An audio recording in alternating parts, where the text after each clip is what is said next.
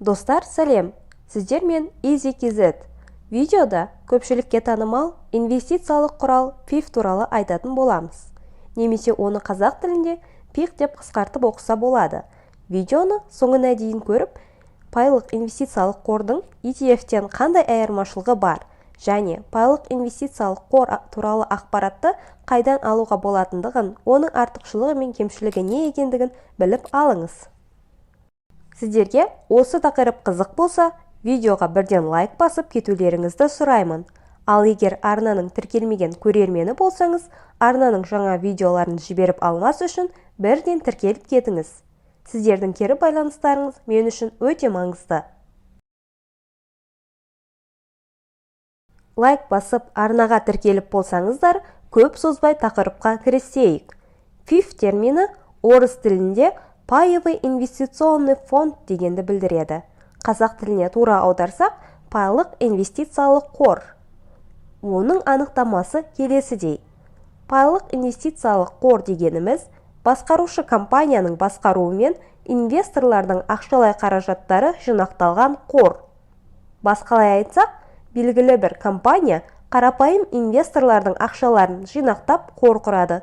Сол жинақталған қор қаражаты әртүрлі қаржылық құралдарға инвестициялануы мүмкін. Мысалы, облигация, акция, жылжымайтын мүлікке, экономика секторындағы басқа да мүліктерге.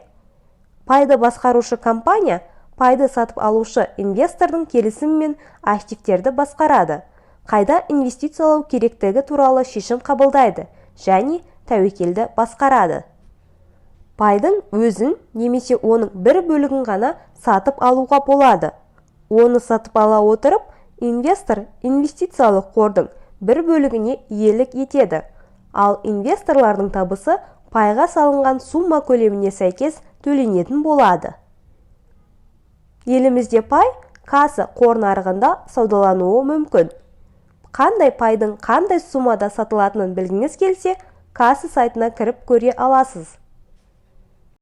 Байқасаңыздар, пайлық инвестициялық қор ETF-ке ұқсас, бірақ бір шама айырмашылықтары бар. Мысалы, пайлық инвестициялық қорды сатып алу үшін брокерлік шоттың болуы міндетті емес. Оны басқарушы компанияның офисінен сатып алса да болады.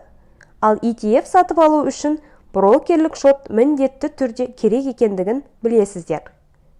Сонымен қатар, пайлық инвестициялық қорлардың барлығы қор нарығында саудалана бермейді.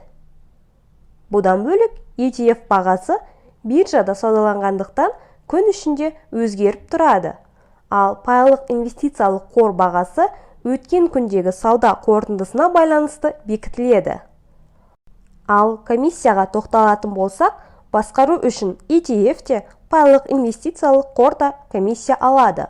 Алайда ETF-тің комиссиясы әдетте пайлық инвестициялық қордың комиссиясынан төменірек. Пайлық инвестициялық қордың одан да басқа кемшіліктерін атап өткен жөн. Пайдың табысы нарықтағы экономикалық жағдайларға тікелей байланысты болғандықтан, табыс мүлде әкелмеуі де мүмкін.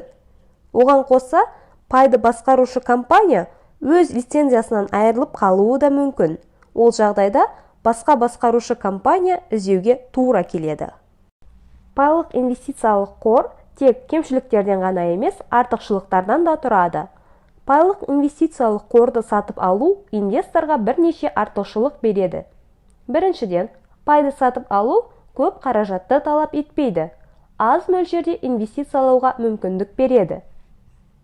Екіншіден, пай бірнеше қаржы құралдарына инвестициялауды жүзеге асыратын болғандықтан, тәуекелді барынша азайтады.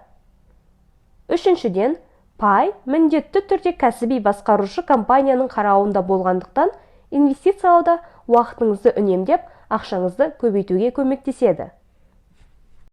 Басқалай айтсақ, пайлық инвестициялық қор бастаушы инвесторлар мен инвестициялауға көп уақытын жұмсағысы келмейтін адамдарға инвестициялау үшін ыңғайлы құралдардың бірі. Осындай кемшілік пен артықшылықты ескере отырып, дұрыс инвестициялық шешім қабылдаған жөн. Сіздер видеодан жаңа және пайдалы ақпарат алдыңыздар деп түсінемін. Назар салып видеоны соңына дейін тыңдағандарыңызға рахмет. Видеоға әлдеқашан лайк басып үлгердіңіздер деп сенемін.